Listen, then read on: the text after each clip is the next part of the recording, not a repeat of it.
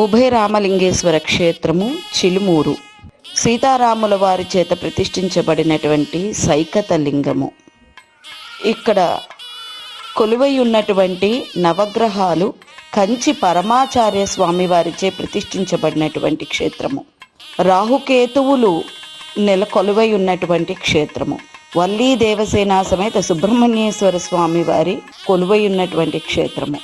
శ్రీచక్రముతో ఉన్నటువంటి పార్వతీ అమ్మవారు.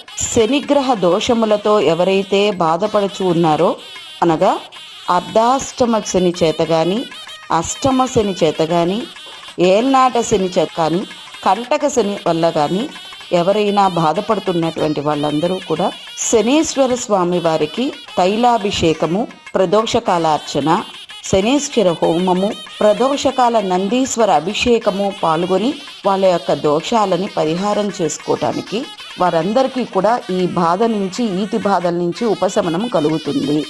అట్టి నవగ్రహ ఆరాధన చేసి మానవులందరూ తరించాలి అని మా కోరిక, అభిలాష. ఇక మానవులకు కష్టములు అనేటువంటివి లేవు, అన్నీ సుఖములే.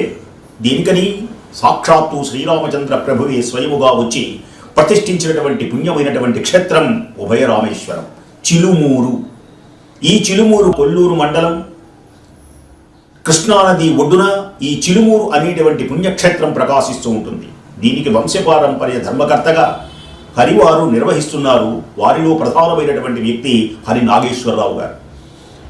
ఎన్నెన్నో విశేషములతో నిరంతర అభివృద్ధి పరుస్తూ సమస్తమైనటువంటి శుభములు కలిగించడానికి అనేకమైనటువంటి గాయత్రి మహాయజ్ఞాలను కూడా వీరు నిర్వహించారు. ఎన్నెన్నో ఆధ్యాత్మిక ప్రసంగాలు చేశారు. కార్తీక మాసంలో అయితే నెల రోజులు కూడా విశేషమైనటువంటి వేలాది మంది భక్తులతో కిటకిటలాడుతూ కోటి దీపోత్సవాలు నిర్వహిస్తూ వేద పండితుల చేత సుమారు 108-150 మంది వేద పండితులు పిలిపించి చక్కని వసతులు ఏర్పరిచి భోజన వసతులతో అత్యంత వైభవోపేతంగా నిర్వహించారు. స్వామివారికి కనుక ఆరాధించిన, రామేశ్వరుని యొక్క దివ్య సందర్శన మహాభాగ్యాన్ని పొందిన సమస్త పాతకములు తొలగిపోతాయి.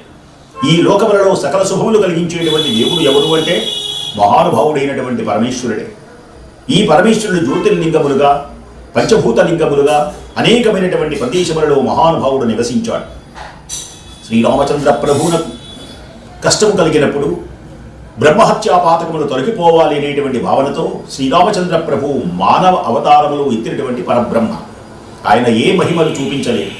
ఉత్తమమైనటువంటి ఆదర్శవంతుడై ఈ లోకములకు తాను ఏమి చేసి చూపించాడో అవే ఈ లోకమంతా ఆదర్శవంతంగా తీసుకోవాలి అని భావించినటువంటి మహానుభావుడు శ్రీరామచంద్ర ప్రభు.